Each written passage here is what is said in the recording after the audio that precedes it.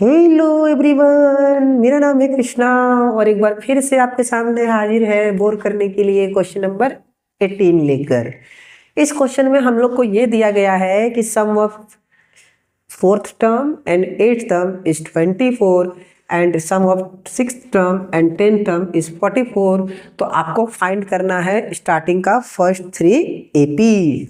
तो चलिए शुरुआत करते हैं। A4 को हम लोग क्या लिख सकते हैं? तो सर जो लिखना है लिखिए, लेकिन जो नहीं A plus 3D plus A8 को क्या लिख सकते हैं? A plus 7D is equal to 24। आगे बढ़ते हैं A2 नहीं 2A है ना, 3D plus 7D 10D is equal to 24। तो यहाँ से 2 कॉमन ले लिए, A plus 5D is equal to 24। 2 का टेबल में 1 बार में आता है इसलिए यहाँ 1 नहीं लिखेंगे। 2 का टेबल में 10 5 बार में आता है इसलिए 5 लिख दिए। इसको हम लोग करते हैं A plus 5D is equal to 24 by 2, क्योंकि ये इनटू में इधर आकर डिवाइड में हो जाएगा। तो इसको जब काटेंगे तो मेरे पास आएगा A plus 5D is equal to 12। तो A equal to 12 minus 5D, ये हो गया मेरा इक्वेशन 1 का वैल्यू। ठीक है, समझ में आ गया? नहीं भी आया तो फिर से आ जाएगा, बताएंगे फिर से, टेंशन वाली बात नहीं है। अगला क्वेश्चन पे पढ़ते हैं। इसको लिख सकते हैं हम लोग A प्लस 5D। इसको लिख सकते हैं हम लोग A plus 9D is equal to 44। तो यहाँ पे हम लोग इसको लिख सकते हैं 2A प्लस 14D। कैसे? 5 plus 9 14, A plus A 2A is equal to 44।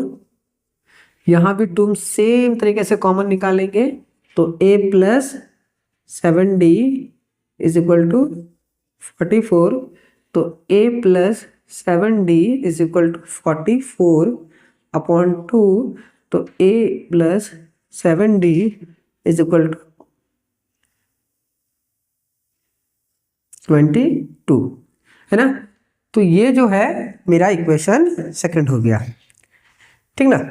अब क्या करना है हम लोग को, ये अब कंसेप्ट जो है ना ये आ गया है आपका लीनियर इक्वेशन 2 वेरिएबल चैप्टर 3 का, जहाँ पे हम लोग 2 वेरिएबल वाले क्वेश्चन को ऑलरेडी सॉल्व कर चुके हैं।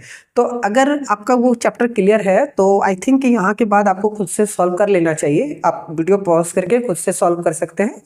नहीं होता है तो हम यहाँ पे सब्स्टिट्यूशन मेथड का यूज करके इसको सॉल्व करते हैं।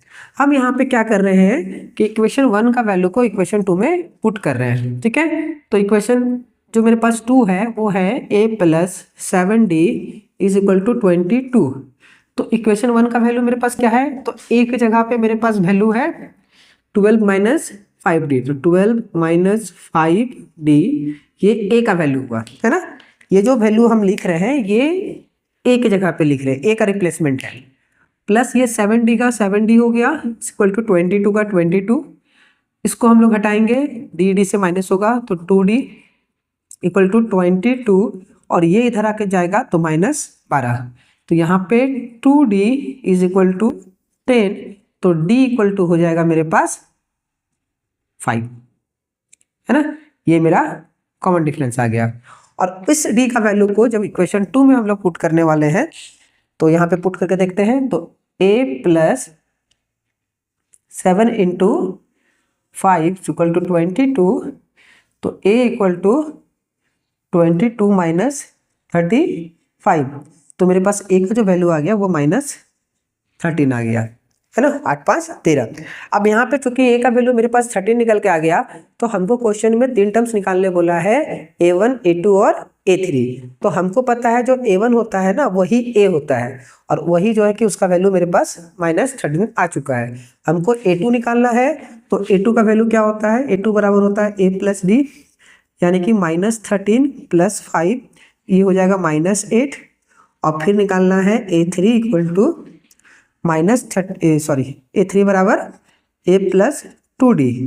तो ये हो जाएगा माइनस 13 प्लस 2 इंटू 5 बराबर माइनस 13 प्लस 10 इक्वल टू -3। तो ये हो गया मेरा फर्स्ट टर्म, ये हो गया सेकेंड टर्म, ये हो गया मेरा थर्ड टर्म। ठीक है, आई होप आपको ये समझ में आ गया होगा। मिलते हैं अगले क्वेश्चन पे, तक के लिए